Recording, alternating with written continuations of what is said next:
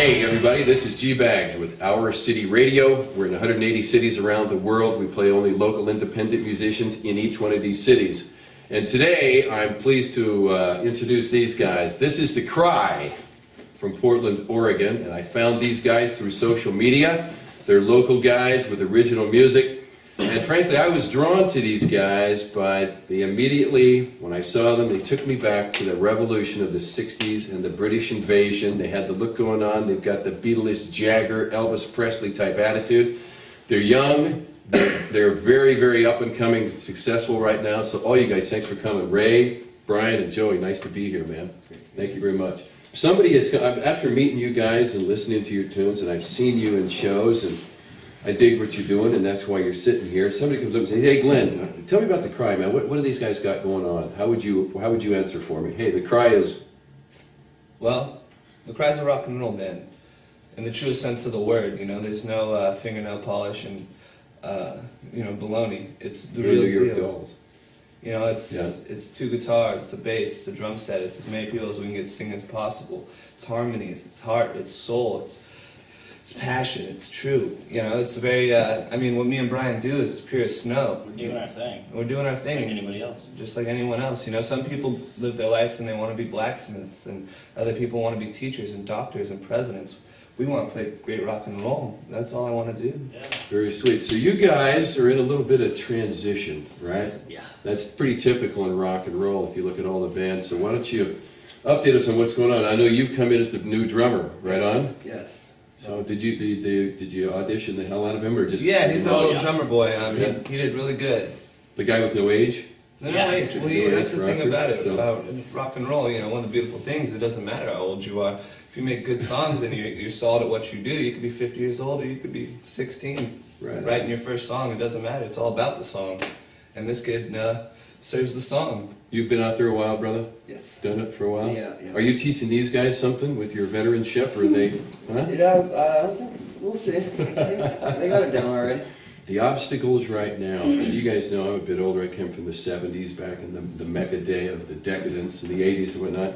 What's the biggest obstacles right now for guys like you? You're out there trying to get seen, you're trying to get heard. What's the toughest thing that you have right now? Getting seen and getting heard. There's no money either. There is no money, is there? And there's no selling records. Kids don't care about rock and roll. I heard something really good the other day. And someone told me, actually, there was this wise old tall gentleman I met. But he told me, you know, and I could really relate to this. Kids in the 50s, you know, they kind of rebelled against their crooning parents, and they wanted to do something rockin', and they cried out for rock and roll. Kids in the 60s, they were fighting, you know, that was the civil rights era. You know, you had people caring for everyone. The 70s, you know, there was disco, and that made punk rock. And in the 80s, you had this dance kind of music that was really hip. And in the 90s, they came out with some new pop. 2000s, there's really no rock and roll whatsoever. I mean, You're bringing that back. You have to bring it back, because if you look at every cycle, the end of it's rock and roll, no matter what. And I consider punk rock and roll. I consider good reggae rock and roll. I consider anything that kicks the doors down. Right. So Joey Van is a drummer, you know, new guy on the block here and whatnot. Who were your inspirations growing up playing the Skins? Who were the drummers? It's Peter Criss. From Kiss. Peter Criss from Kiss. That's right. Yeah. Now, did you see Kiss when Peter Criss was with them? Reunion stuff. Oh, okay. Yeah. Right on. So that's your guy. How about you, Brian? Who your... I learned how to play lead guitar by listening to Jimmy Page. From Zeppelin. Pretty much single-handedly. I found some magazine one day in a store, a guitar magazine, and it had a little CD, and there was tablature inside. Learn to solo like Jimmy Page. I thought, oh, that's cool.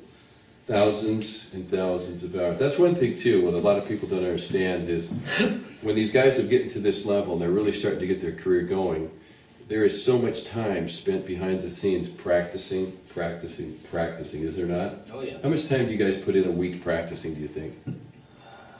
Hard to say. Well, it all depends what you mean practicing. Kind of as a rehearsing, getting together, just sitting around like this, jamming tunes and going. We play every day. I play guitar all day. Maybe not every day. meet up and play together every day, but we're playing every day.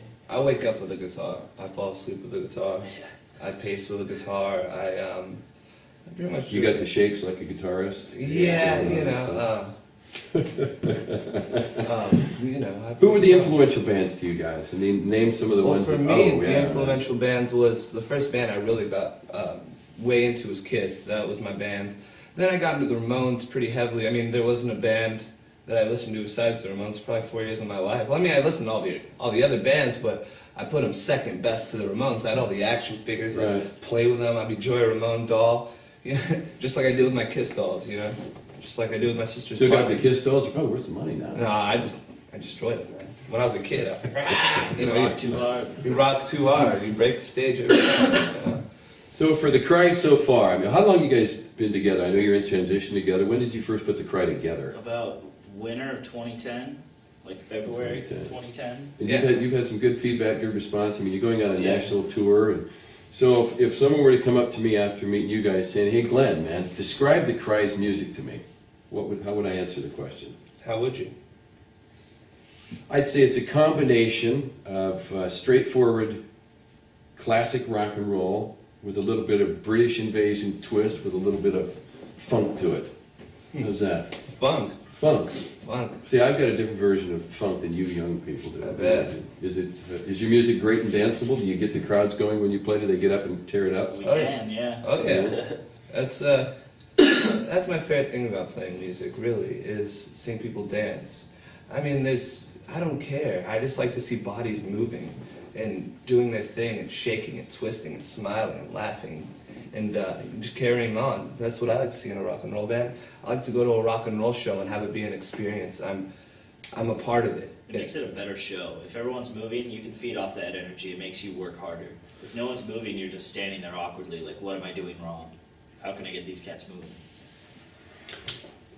Would you guys say, and I think that I've never asked this question before, a lot of people come together and they play on the weekends for fun. Yeah, we got our regular jobs, and that's good enough for us, Glenn. We just want an avenue to go. Are you guys professional musicians? Is this what you want to do in your career, in your lives? Do you want to be entertainers and make a living at being musicians? Yeah. Well, the fear that I have is this: if I don't make it in music, What are you going to do? I won't make it much of anything else. I've spent my whole life doing this. I don't know anything else. I really don't know anything else. Music's my life. I don't want to. I just music. Good. I tried college, it didn't work out. Uh, I don't want to be a dishwasher for the rest of my life. Uh-oh. There we go Brian, again. biggest accomplishment Well, for Glenn. the Cry so far. You're the props man. I'm the host. I take care of Personally, it. getting a record out, putting one on vinyl. That's been your biggest. So far, So to far. me personally, yeah.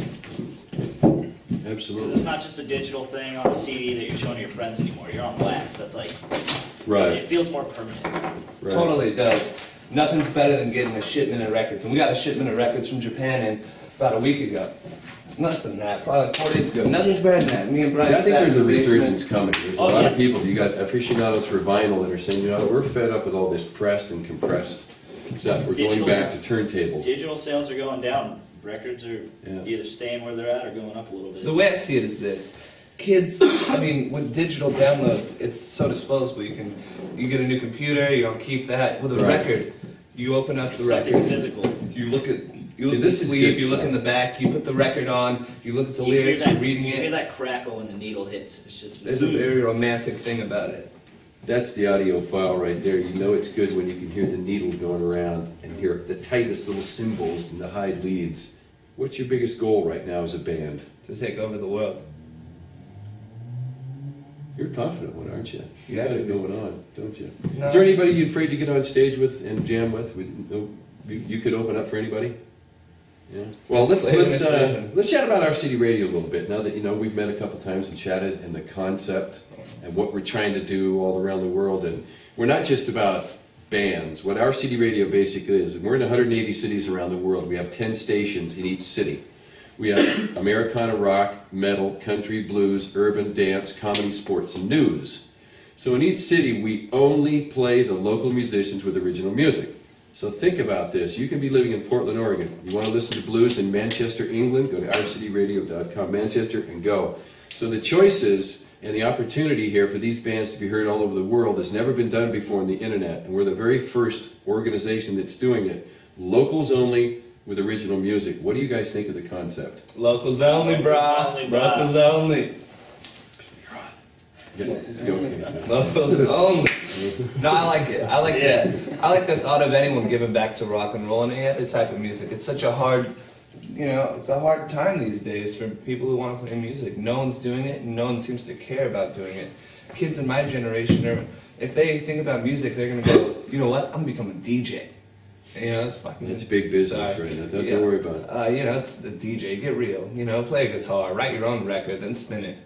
So people have to hear it. You know what I mean? I think your attitude will be appreciated by a lot of people that watch it that have been in the business for 30 and 40 years. It's about this is how the old rockers talk, dude. Forget all the synth and the pop and the crap. Get out there and play guitar. Like Dave Grohl, did you see that latest interview he did on Facebook? He says, let me tell you how to be a rock and roller, man. You go buy yourself a crappy guitar, you get a guy with a crappy set of drums and a crappy bass, you sit in a garage for a year, you sound like and then you got a band. All right, you guys come together with a couple different bands here. Who was a band that you would have loved to have seen if you could have seen them? Hanoi Rocks, New York Dolls. Oh, I've seen them actually. Who? New York Dolls, Hanoi Rocks. Oh, New York Dolls, David. I guess T-Rex, I'd say T-Rex. How about you, a band you would have liked to see didn't get to? Probably the Exploding Hearts of the Boys. The Boys? The Boys. Were they? UK punk band from like 77 through like mid-80s. Interesting. It's probably one of our I'll have to biggest look 'em up. influences. Honest John, come down and play a song with us. Yeah. You'd challenge anybody, wouldn't you, dude? No? Could you hang with Bowie and Jagger and Tyler on stage? Yeah, I think me and Brad could hold up.